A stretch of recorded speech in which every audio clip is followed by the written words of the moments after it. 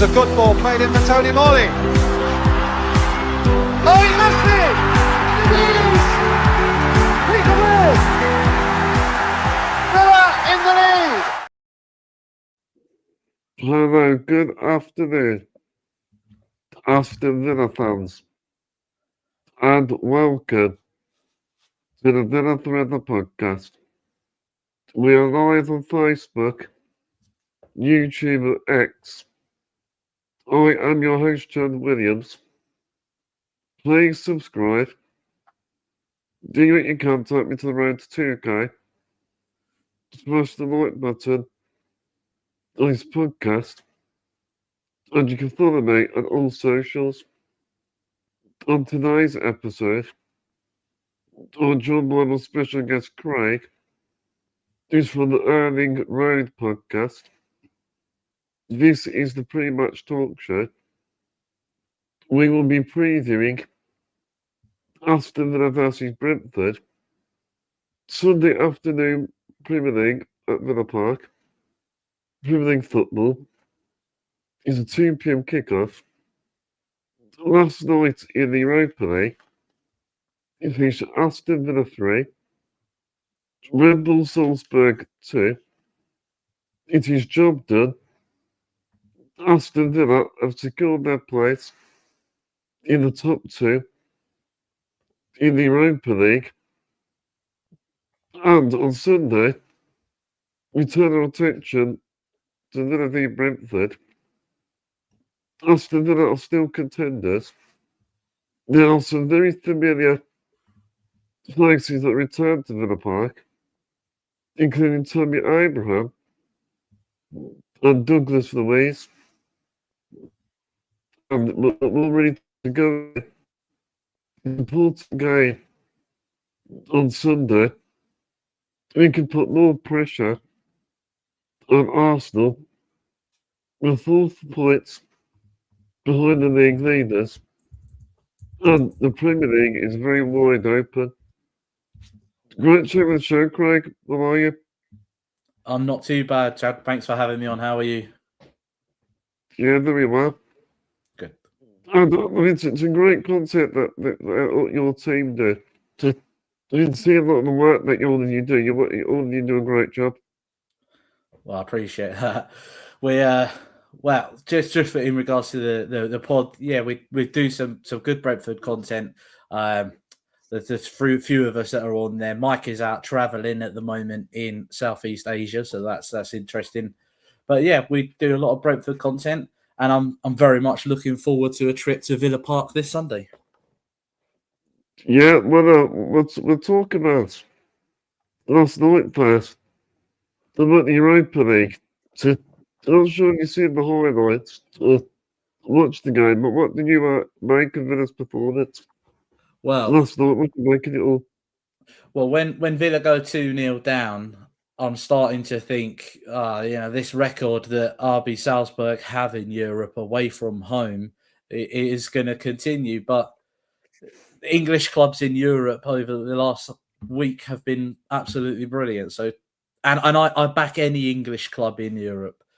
So to see Villa turn it around and win it 3-2, I'm very happy for Villa, and I'm glad that they're not going to be looking for a bounce back victory against us this weekend. Yeah. In the game, it started off very sloppy, but we didn't really get going for 60 minutes, really. But with Unai Emery and his Villa team, the most important thing is we keep finding ways to win. And that's the sign of a team that's doing well. Like you said, you're in the top 2 in Europe. You're 3rd in the Premier League. And it just shows that's the sign of a great team, isn't it? Teams that just find a way to win. I was happy to say some of the youngsters like shining, including like George Hemmings and Jimmo Aloba. It's a nice story to Aloba to get like a light winner. I like to see the youngsters do well. Yeah, absolutely. We've got a few youngsters breaking through our ranks at the moment as well, hoping to get a few minutes. But when I was watching the highlights, it was one of those goals that they said was made in the academy. So an assist from a young player to a goal from a young player as well. So it's good to see that, well, for one, that Unai Emery trusts these young players in such an important competition. Yeah. And that result, it guarantees the top 2 place. And also the bonus as well. That in the second leg, the knockout stage will be at Villa Park. So at least if it goes wrong in the first leg, you can fix it in the second leg. Yeah. I mean, how many times did we see last season or season 4 in the Champions League, the games at Villa Park like PSG and Bayern Munich, they were unreal. Yeah, and also I was impressed with Harvey Elliott. Because also he's had a difficult time since his loan spell. It's actually nice to see him getting some minutes. He puts himself in sort of the shot window. Because a player like his quality, he needs regular football. I don't think he's going to get it at Aston Villa, I don't think. I don't think so either. And, you know, he's only 22 years old, like you say, he's still a young player, only 22. And I can't believe he didn't score, by the way. That chance where the goalie saves it with his heels, I don't know how he hasn't scored. I don't think it's really complicated deal. I think also Emery, he doesn't want to trigger that clause. Because if he plays like 10 games, it triggers it. So I don't think Emery wants to do that either, I don't think. I'd have him at Brentford. I bet you would, yeah. I bet like the Liverpool fans, they're not very happy. I mean, he should have stayed at Liverpool. Well, we've got from Liverpool over the last couple of seasons, we've taken Queven Kelleher, we've taken Fabio Carvalho, Sepp Vandenberg. Harvey Elliott may just as well come and join his other teammates. Yeah, and going back to last night's performance, I think Morgan Rogers was a big difference. When he came on the pitch, even Sancho was very lively. The pace going forward.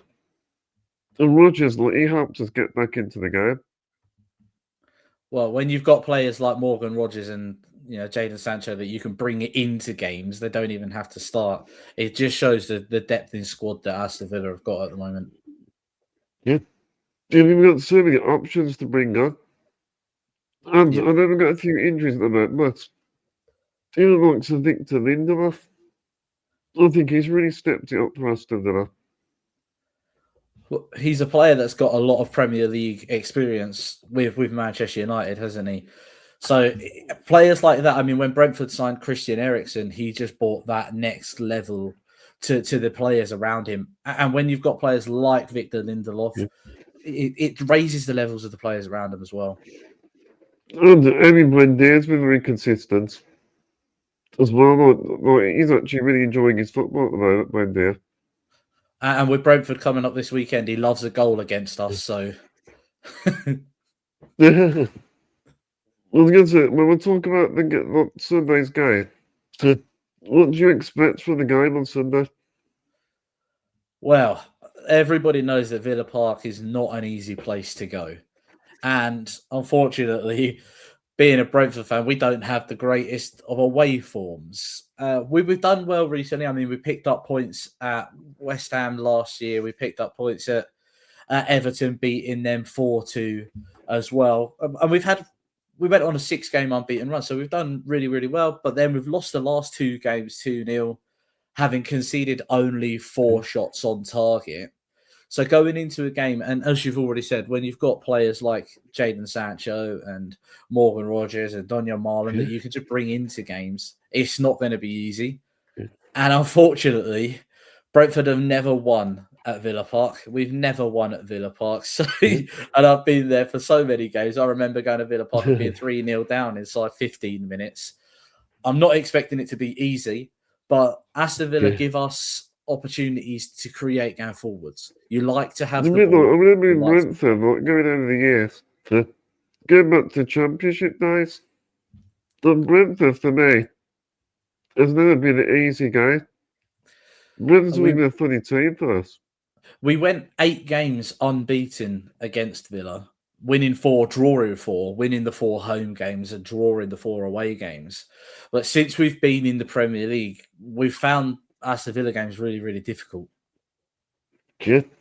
Also, like your old player, Ollie Watkins got a great record against Brentford, but there is a chance that Watkins, he might be injured. Did he come off last night? He was holding his hamstring. He went off in the first half, didn't he? I was just reading about that, saying that Emery isn't sure whether or not he'll be involved. And as you said, he's got a good record against us. So taking him out of the squad might be a good thing for us, given he can't score. It looks likely maybe Tammy Abraham going to make a start for Aston Villa at the weekend. How do you feel about the return of Tammy Abraham? I'm actually quite happy about it because I think with Emery, I think he's got a real point to prove. But to Emery and the fans, and he knows the club as well. Like, he knows it. We're not doing this the ways. They know the club. Yeah, and when you look at Villa's squad and you look at the players that they've got available, other than Ollie Watkins, and correct me if I'm wrong, maybe Donya Martin a little bit as well, but I don't see you having an out-and-out striker or an out-and-out goal scorer. Yeah. Your goals come from everywhere on the pitch, which is a great thing for a team doing so well as well. But to have someone like Tammy Abrahams, like Ollie Watkins, an out-and-out striker, and an out-and-out goal scorer, out-and-out goal scorers, exactly, it makes a massive difference. And that's what we've managed to find in Igor Thiago as well at the moment.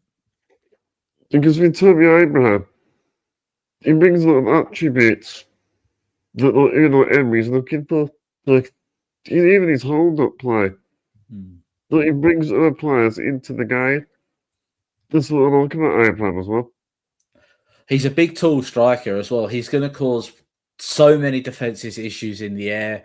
But like you say, players that can bring the ball down, bring others into play, win the ball up high as well, they're just going to cause chaos for defenders. And with all due respect, I hope he doesn't play this weekend. Yeah, I know he's physically. He's well built physically. Yeah, I mean, he's a big, tall lad. I mean, how tall is he? He's got to be, 6'4", 6'5", isn't he? So he's a big lad. Like, yeah. So he's a big lad who's just going to cause trouble for defences. And, he did it when he was at Villa before. He did it when he went to Roma. He's done it so well. The question is now, can you do it in the Premier League for Aston Villa? Like, you do it in the Championship, but any time will tell if he's proven. The Premier League is a different animal, in my opinion. All you got to do is look at Victor Gyökeres with Arsenal, how he did so well with Coventry in the Championship, goes out to Sporting Lisbon, does so well, comes back to the Prem, and he just can't find the goal, really, can he? So it's a different animal as the Premier League. I mean, it's game as well. Villa Park's a fortress. I mean, in that Everton defeat, what a frustrating Emery. It was to maintain our good home form. Yeah, I think that can actually give us a lot of confidence, that game. Seeing Everton go to Villa Park and pick up maximum points can only be a good thing for us as well. Seeing that Villa can be beaten. And all you got to do is look at the game last night as well and see that Villa can be broken down. Villa can be got at. And, if we take our chances, we could find ourselves in a good position as well. But you can't take anything for granted at Villa Park. You've got to take those chances when they come. Also, I mean, that signing Thiago, we want a player that is like your best goal scorer. He's in top form at the moment. So, if I'm not mistaken, he's already scored 17 goals this season, and we're only just at the end of January, which is brilliant.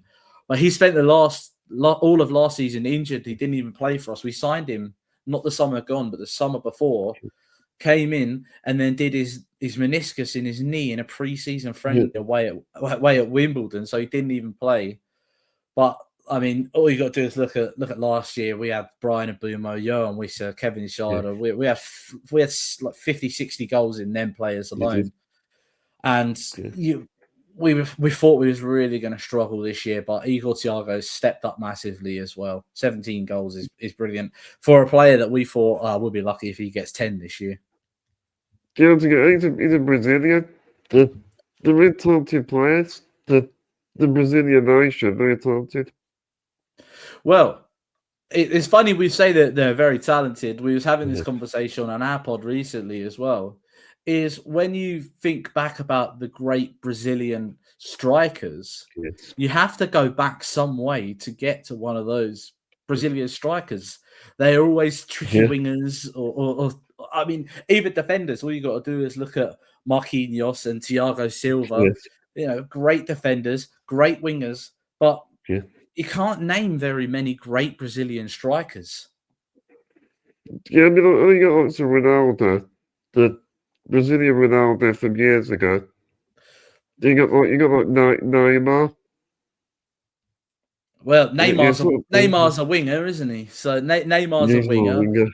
Ronaldo, you've got to go way back to get to his era as well. But I think that if Igor Thiago carries on the way he's going, he's got a real shout of being included in their World Cup squad. And he seems to score in the big moments of Brentford. Scored against Liverpool.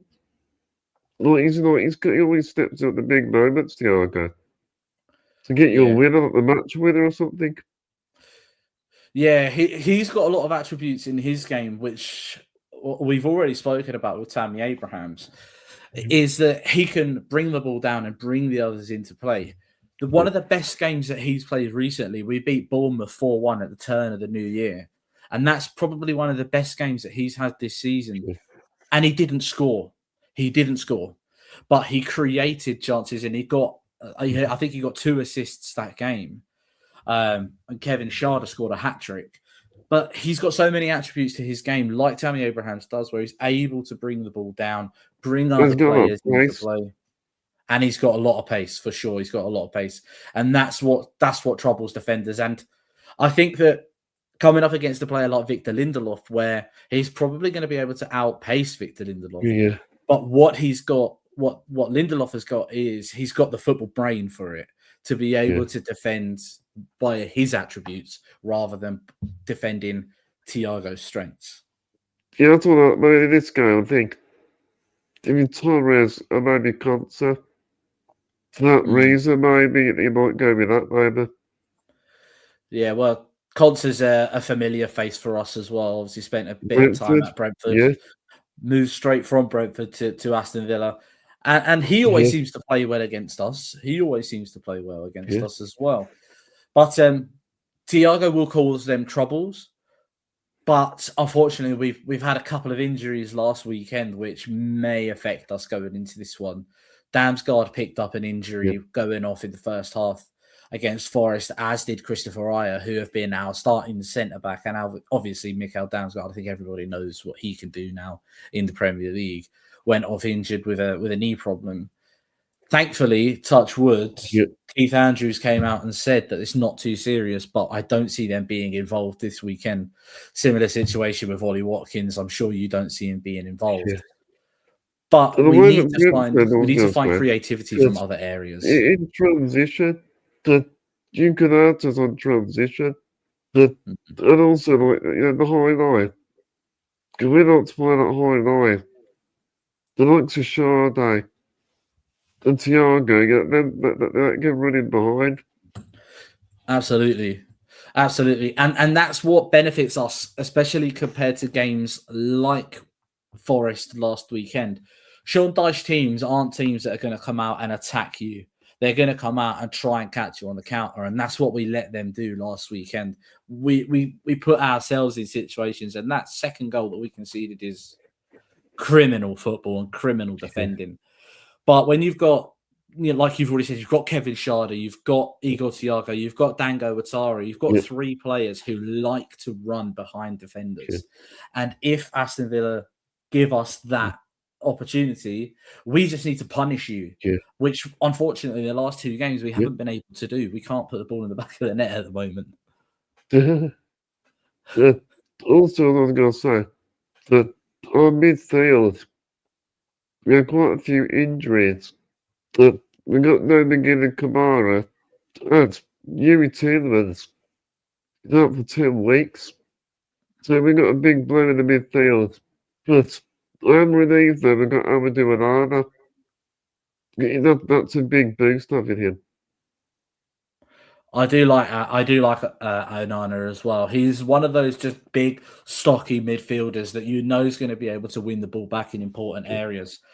I'm glad that Tielemans is out. I thought that last season he was one of the players of the season. It might have been the year before. He was absolutely phenomenal. And John McGinn is just one of those roughhouse players that every team wants, but no one wants to play against. Oh, yeah. I mean, John McGinn, he always takes the game, but the scruff of its neck. But you're not going to put a foot in. Also physically, but he's always ready for the battle. And we miss that leadership out there. Without McGinn.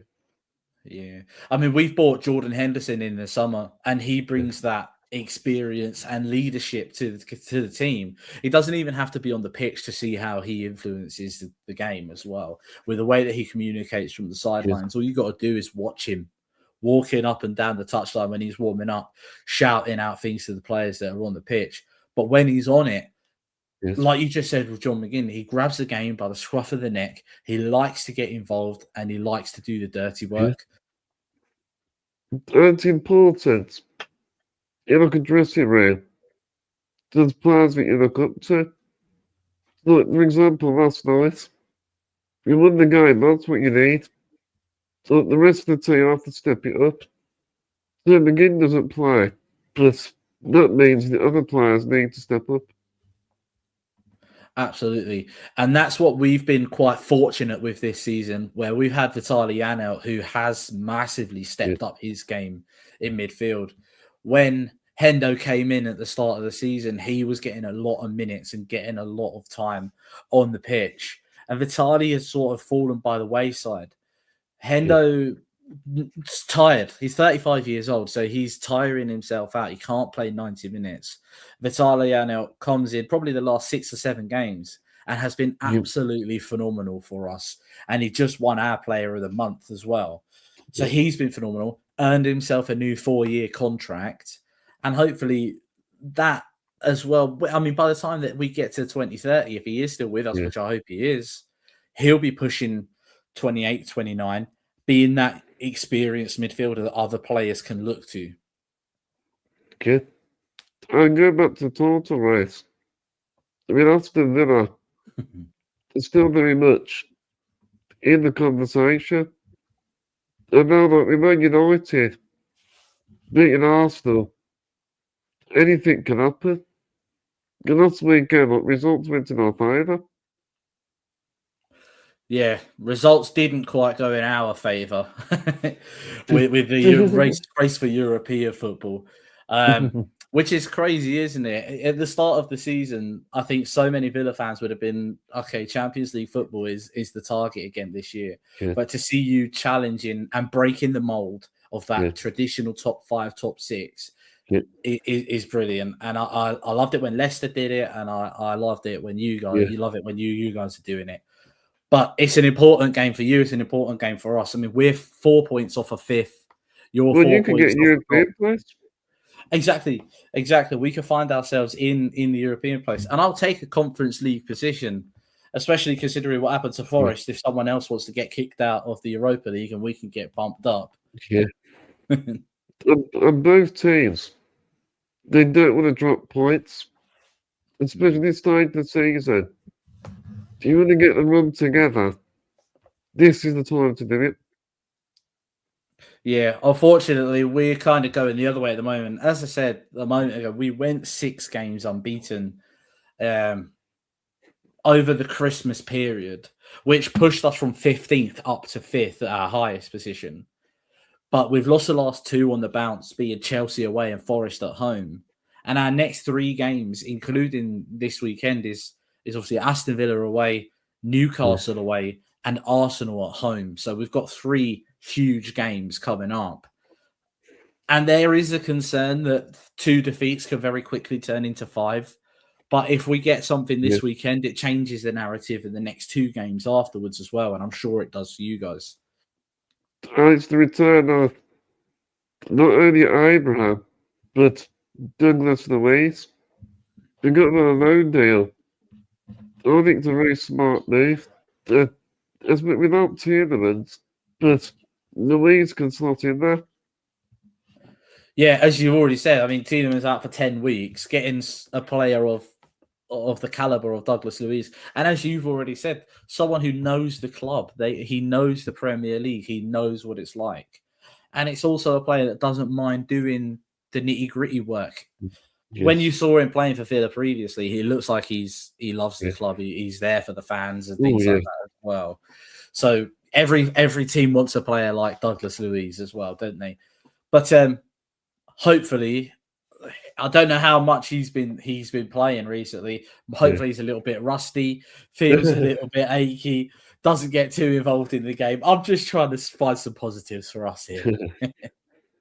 I want it in the moment. Douglas Luiz. He's got excellent passing range and his vision. The last time that we got in the Champions League, he was a key part to that. Yeah. Players like Douglas Luiz who can pick that ball up in front of the defensive line and then find that pass going forwards is so important. And that's what teams need even. That's what teams need. They need someone who can find a pocket of space, pick the ball up and just progress the team. And I think that's what Youri Tielemans has done really well as well. Yes. And it's somebody else who can take penalties and free kicks. Not a set piece taker. Yeah, we probably need a decent set piece taker as well at Brentford. So if you've got one going, we'll take them off your hands. We're one of those teams that like to give other teams a lot of possession, and we feel it looks like we feel comfortable with teams running at us. So there will be times in the game this weekend, yourself and anybody else watching this now will go, he said that. You could pick the ball up outside your own penalty area, and we will let you drive 40 or 50 yards up the pitch and get yourselves in a dangerous position in our territory rather than just making that challenge on the halfway line. And we do it every week, game after game. Doesn't matter who it is. Doesn't matter if it's Forest last week, Chelsea the week before, or Villa this weekend. We will afford you so much space to drive the ball forwards. I don't know why we continue to let it happen. And Keith Andrews, his team is always well drilled and really organised, I think. We are well drilled and organised. Keith Andrews is obviously still a young manager in terms of his career. This is his first managerial role as a head coach. Obviously, last year he was with us as a set piece coach. But to his credit, he's not a set piece coach. That was the only role that we had open at the time. And the club wanted him involved so much that he just grabbed it by the horns and took that role and went with it. So the club obviously saw something in him, and we've got such a good track record of promoting from within. Thomas Frank was Dean Smith's assistant before Dean Smith went to Aston Villa. And then he got promoted to be head coach, and then the rest is history, and that's where we are now. Now, look at where we are now. Keith Andrews and the players, they do seem to have a good and great relationship on and off the pitch. You see them celebrating with him. You see him celebrating with the players. I mean, Sunderland game, I think Thiago scores the second goal and he runs down the touchline and celebrates with the players. He shows the passion, exactly. But he also has his naiveties as a young coach. He doesn't at the moment seem to be able to take a risk and take a game to the opposition. And I'm concerned when we go behind, he doesn't have the know-how or the technical ability at the moment to be able to change a game. So when we go behind, I'm worried that we won't be able to get ourselves into it because of the safe substitutions that he makes. So over the last 2 games, unfortunately, we've found ourselves giving away silly goals. And that's what we'd cut out for the longest time. So if we're not careful this weekend with the players that Aston Villa have, we could find ourselves being punished by silly little mistakes, which is what we can't afford. Well, talking about Brentford then, so we get that you're predicting lineup on the screen that could face Aston Villa. So how do you like Brentford set up tactically? What will we expect for the weekend? Well, with you already saying that the likelihood of Villa playing quite a high line is, I imagine that we'll see the runs behind from Dango, Sharda and Thiago, and they will push your back line as much as they can. Yep. We've got Sepp Vandenberg, who has stepped back into centre-back because of an injury picked up by Christopher Ayer.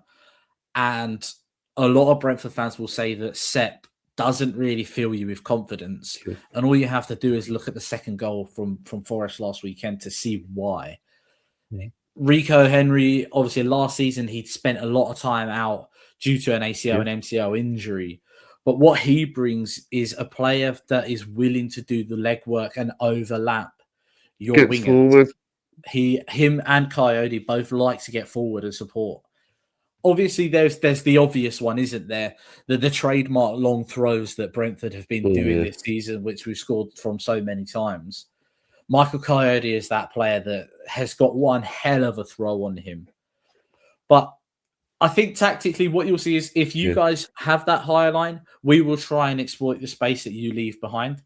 Players like Matthias Jensen and Vitaly Yana will like to pick the ball up and get it forward as quickly as they can. With Yarmoliuk in the middle as well, who's a very young player. He's energetic. He's nippy. He likes to get involved, and you won't see him stop running for the game. So he's just that little terrier in midfield, which is what every team needs as well, I think. So Give me the long throws. That trend's come back in again. All those years ago, you had like Rory did up. Yeah. And now, years later, it's a big part of the game again. Absolutely. And it's funny, isn't it? Some of the players that you see taking the long throws. I mean, Semenyo, before he moved to Man City, he might even do it now. Semenyo was the one taking the long throws for Bournemouth, getting the ball into the box. And when Coyote isn't on the pitch, Kevin Sharda is one of the players that takes the long throws for us. It's become almost a set piece now, hasn't it? The long throws. Yeah. Also, any goalkeeper, Kelleher, I think Kelleher is a top-class goalkeeper. And he signed you so many times. And what a great signing. I don't think there's a goalkeeper out there with a better penalty record at the moment than Kelleher. He's saved like 4 of the last 6 penalties that he's saved. That he's faced, sorry. And I think you're right. He's been such an astute signing for us, especially with the goalkeepers that we've had recently in David Raya, who's now gone to Arsenal, Mark Flecken, who's now playing at Bayer Leverkusen. These are Champions League goalkeepers. Yeah, they've always had great goalkeepers, Brentford. We've always had really good goalkeepers and really good goal scorers. We seem to do well at both ends of the pitch. But Kelleher is such a fantastic shot stopper. He just needs to be more confident in commanding his penalty box. Yes. And also, we like Nathan Collins. Both of them are Irish internationals. So they know each other's game inside out. Well, you'd think they do, but unfortunately, recently we've seen a few mishaps between the two of them. All right. Nathan Collins is one of those players he's either really good or he's really bad. There is no sort of in between at the moment, and he just needs to find a bit of stability and consistency in his performance. Chelsea 2 weeks ago was probably one of the sloppiest defensive performances we've seen from Nathan Collins in a little while, and especially considering last season he was in talks for Player of the Season for Brentford. it just shows that bit of consistency with the players around you as well. I mean, now that we've seen Sepp Vandenberg started the season, and then Pinnock was stepping in for certain games. Christopher Raya then got a run in the team, and now Sepp Vandenberg is back again. It feels like he hasn't had time to build a partnership with anybody next to him at the moment, and it's affecting his game. Okay. I noticed as well that you got a 4-3-3 formation. It's got an attacking formation. I like the front foot. Yeah. We like to take the game to the opposition. One thing that we do very well is attacking from the front foot, but we defend from the front. We attack from the back, which gives us opportunities to create space anywhere on the pitch. And when teams like Aston Villa, I mean, when we did it to Liverpool, we did it to Man United when they came to the G-Tech, we create our own chances rather than teams affording them to us, which is what we seem to be doing at the moment as well. We like to attack from the front. We like to lead from the back. We'll bring the game to you. Whether or not we do it very well is a different question. We'll go to the next talking point then. To go back to the Europa League. So do you think Aston Villa can go all the way and win the Europa League? Absolutely. I think that English teams have done so well in dominating European football this season. I mean, I think only Newcastle finished outside of the top 8 in the Champions League of the English clubs that were in it. So the football that is played in the Premier League is completely different to anywhere else. And all of these players that have played in Spain, in France, in Germany, that come over to England to play in the Premier League, they tell you how different it is. Well, Emery, he's the Europa League specialist. Yeah. You want a manager like that, don't you? A manager who knows the competition so well. Yeah. That's it. He's won it 4 times. Well, do you think that you're more likely to finish in the top 4, top 5 and get through to the Champions League that way? Or do you think your better chance into the Champions League is by winning the Europa League? I think whatever you want to do is, I think, you would prioritise the Premier League, so I think finishing in the top 4 or 3 can be achievable. Then I think the Premier League finish. That's the first priority. Then win maybe Europa League or the FA Cup or something. Would you rather, as a fan, would you rather win the Europa League and get into the Champions League that way, but finish 6th or 7th? Or would you rather finish in the top 4 but lose out in the Europa League? I think it's important not to finish in top 4. I think for us, going forward, as a long-term project, to consolidate that, I think. I'm sure everyone at the consistent level. Yeah. I know. But also, I do want a trophy though as well. Yeah, everyone wants a trophy, don't they? And you look at Crystal Palace winning the FA Cup last season, and that's what teams like Brentford, Brighton, Fulham, they can aspire to. Seeing someone around them win the FA Cup. I think that anyone could win it. Oh, yeah. I did see actually, he's now got 101 Europa League wins. 101 Europa League wins. Yeah, with all teams. He's managing that competition altogether. A manager like... record. Yeah, it's an incredible record. And a manager like Unai Emery, you know that he's going to take it serious. You do get coaches like Thomas Frank when he was with us last year. He didn't take all competition seriously. But you see the teams that Emery puts out, be it the Champions League, be it the Europa League, be it the FA Cup, whichever competition it is, you know that he's going to put out a team that he believes could go out and win the game. And that includes the youngsters that you guys had out there last night. Yeah. And also, we're probably be strong favourites to win the competition. They finished the top 2 of the league phase. A lot of teams we finished above. We finished above some good teams. Oh yeah, If you think about it, look at the table. absolutely, and absolutely buzzing that you finished above Forest and they missed out on the top 8, so they have to go through that playoff phase as well. But it's crazy, isn't it? Real Betis, Porto, Braga, Roma, some really, really big teams in there. But let's not take away from the fact that Aston Villa are a very, very big club as well, especially in England. Oh yeah, I mean, Unai Emery. I mean, he loves Europe. I mean, you hear his interviews about it. He always gets very excited, like, he's always very passionate about it. That's it. That's like you said about Keith Andrews. When the manager shows a bit of passion, it brings that out in the players as well, because they feel like they can be passionate on the pitch and off the pitch because they've got the backing of the manager who also shows that desire and that passion himself. I'll give to the next bit. Did you check my notes again? So, but yeah, I think we've got a real good chance. I think we should take it seriously. Oh yeah, I think we're the best chance. Obviously, there'll be the FA Cup as well, but Europa League, I think that's been the best chance.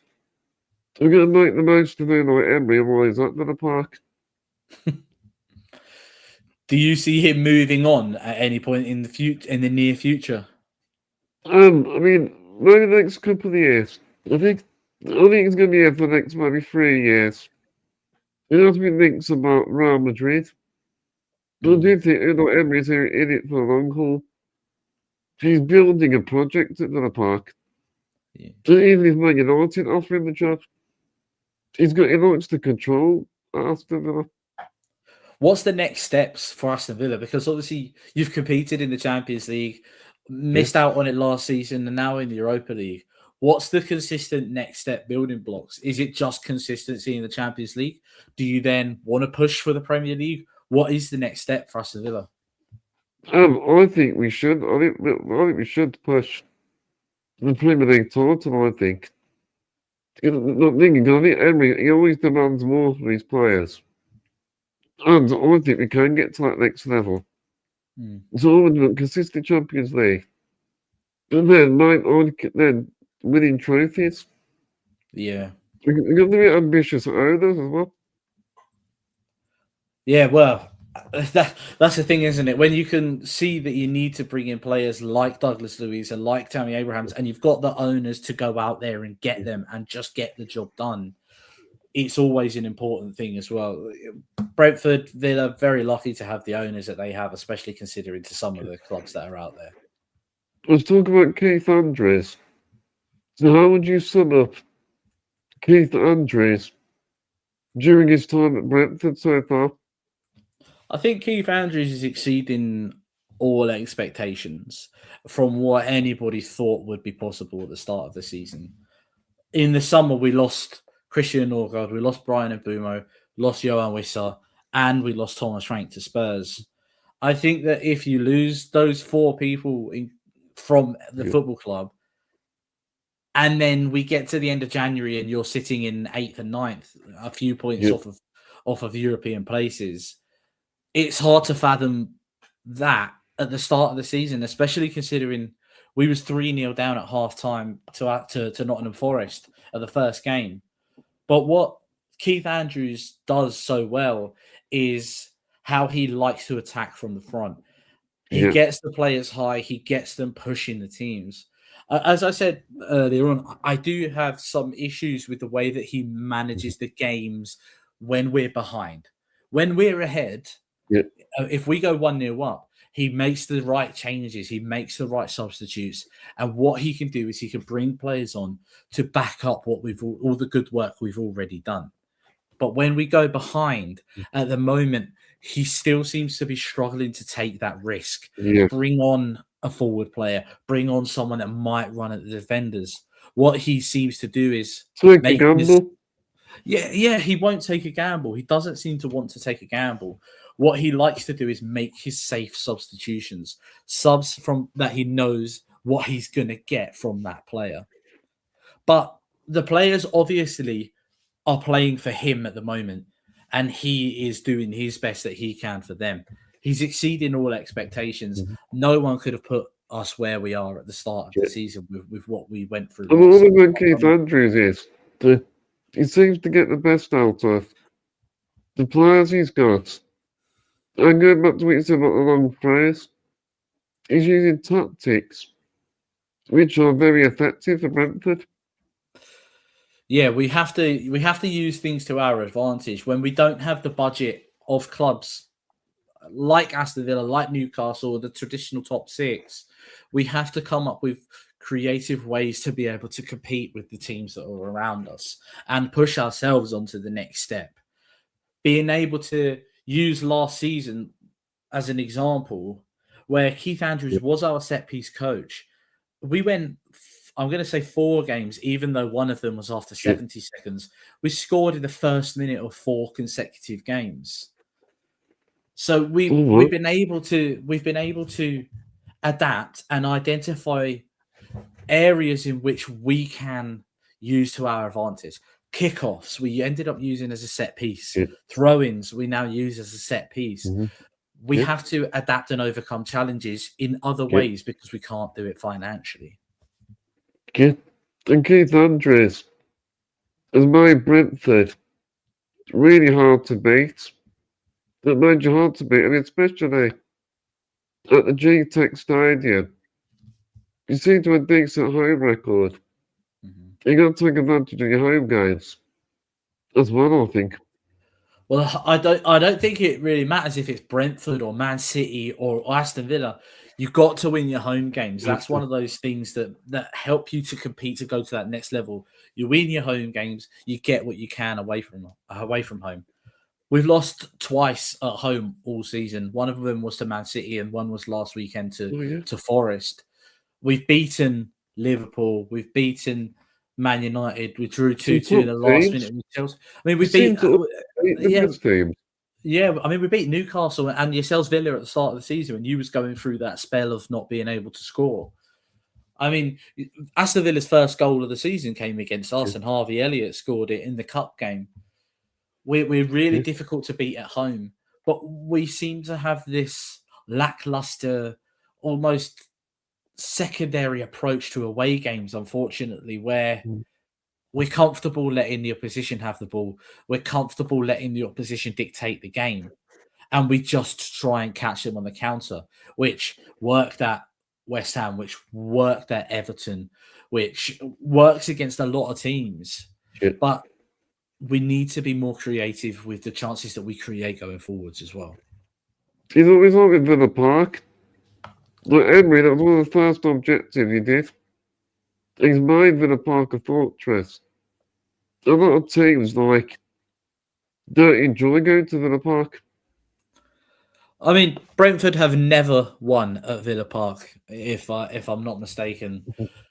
When we was, as you mentioned earlier on, we had that spell in the Championship where we seemed to be a bit of a bogey team for Villa. You couldn't quite get a result against us. But while you couldn't get a result against us, we couldn't beat you at Villa Park. We just kept drawing. And the most recent draw that we had was that 3-3 game where you guys went 2-0 up and we turned it around. And I think last season? Season before. Last season, I think you beat us. Yeah, you beat us 3-1 last season, I think.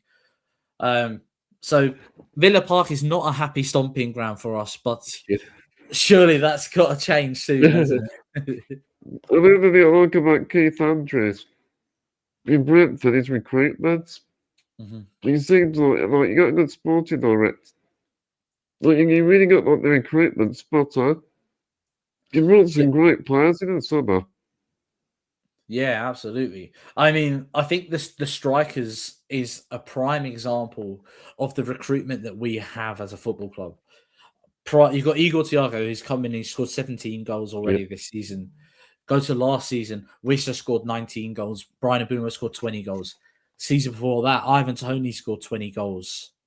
And then you can go even further back. I mean, Scott Hogan, Aston Villa bought from Brentford. Oh, yeah, that's what he was. Yeah, I mean, that's how far back that we can go, where we've had success with players coming in, doing well, and then being sold on for a profit. That's the way that we as a club have to make our money, by buying players on the cheap. I mean, Yeah. Ivan Toney, we bought for 5 million, we sold him for 40 million. Brian Mbumo Profit. came in, exactly, pure profit. Brian Mbumo came in. I think we paid about 6 million for him, and he went to Manchester United for 70 million. Johan Wissa came in for Mhm. I think about 13 million and got sold for 55. You put all these players together, we've spent probably 50 million, made over 200 million on these players in profit. So that's what we do really well. But we've already set ourselves up for the future. We've got players like Kai Yeah. Furo, who's came in this window from Club Brugge. We've Yeah. got Romel Donovan, a young, exciting player, which we got from Birmingham Mhm. last season, who's breaking into the first team. You got to think Just for the future. Yeah, exactly. So we're setting ourselves up. It looks like to make that next step, but we're a team that does things in phases. We get into a league, we consolidate, we push. Yeah. We did it from. I mean, we're talking 20 years ago where we got promoted from League Two, and then we consolidate in League One, and we get promoted from League One, and then we get promoted from the Championship. Yeah. Seeing us with that steady transition and progression, it's just it's a great time to be a Brentford fan now and potentially in the future with the way we're setting ourselves up. We'll go to the next point then. So we're going to talk about Douglas Luiz. So what is your thoughts on sort of Villa sorting Douglas Luiz on loan? I think that getting a player like Douglas Luiz is important when you've lost players due to injury. Like you It's already very said, important. you've lost Yuri Tielemans to injury. John McGinn is Yeah. out because of an injury. You've got players like Emi Buendia, who I know has his own injury problems as well. Yeah. If you can get a player of Douglas Luiz's caliber in, a player that, top clubs in Europe were looking at, which is why was it Juventus that he went to? Yeah, Juventus, yeah.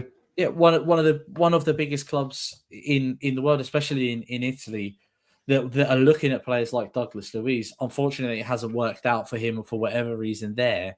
But to bring him Yeah. back in, someone who knows the club, someone Yeah. who gets on board with the project Mhm. and wants Yeah. to follow the same trajectory as the football club is And important. also as well, to get the financial restrictions. So it's a smart move in that sense that instead of spending a lot of money, get a loan deal instead. The player that like Henry knows who can do a job. Yeah. And it's that way around the PSR rules, isn't it? I'm sure that Newcastle are having the same problems as well at the moment with the PSR. But it's someone who brings different things to their game. Like you say, someone who can pick the ball up and spread the play. Someone who Yes. brings solidarity and set pieces back to the team as well.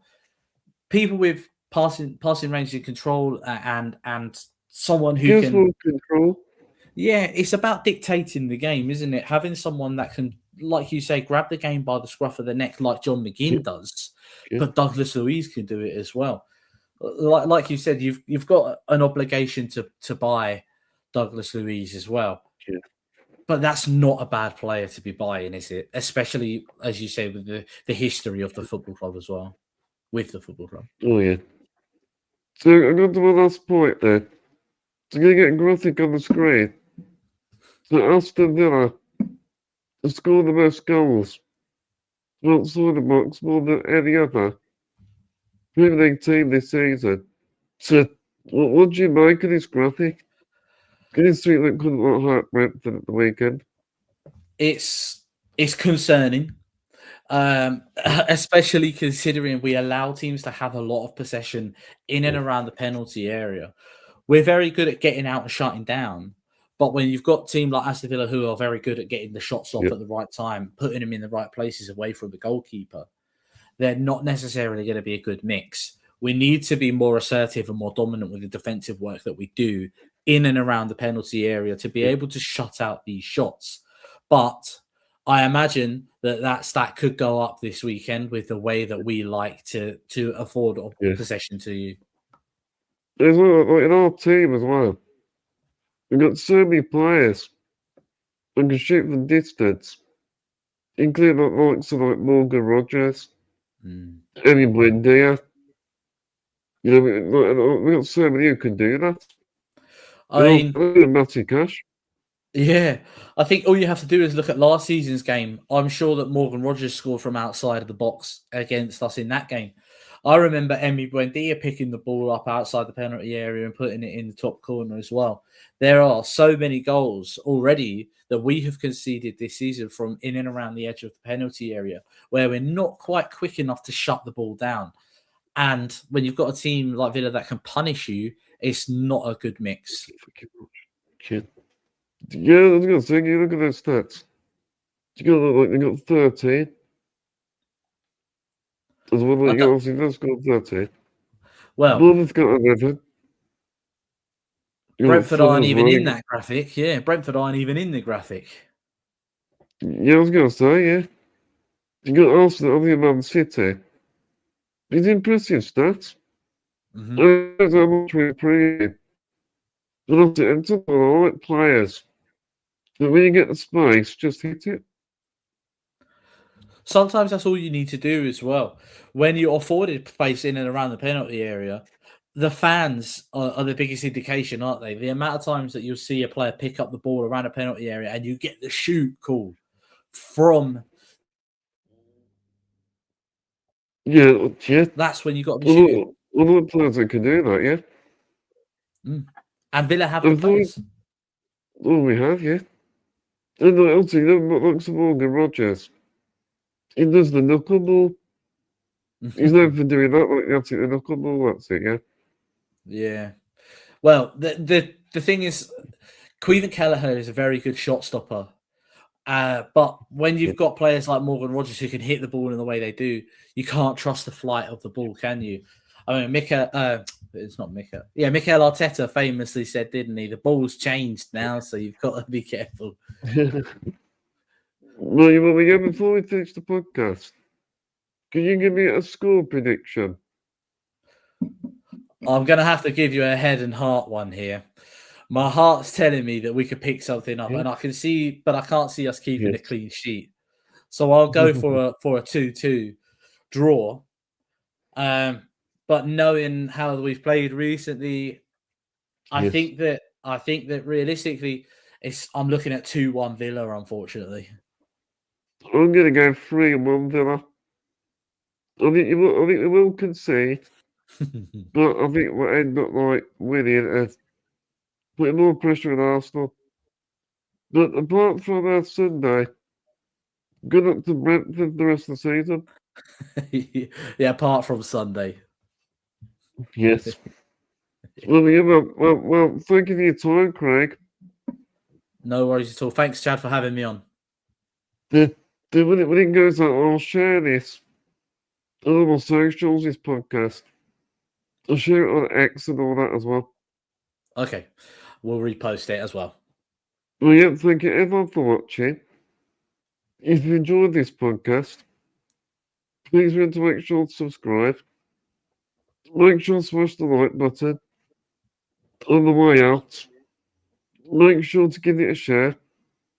Spread the word of the podcast on your socials.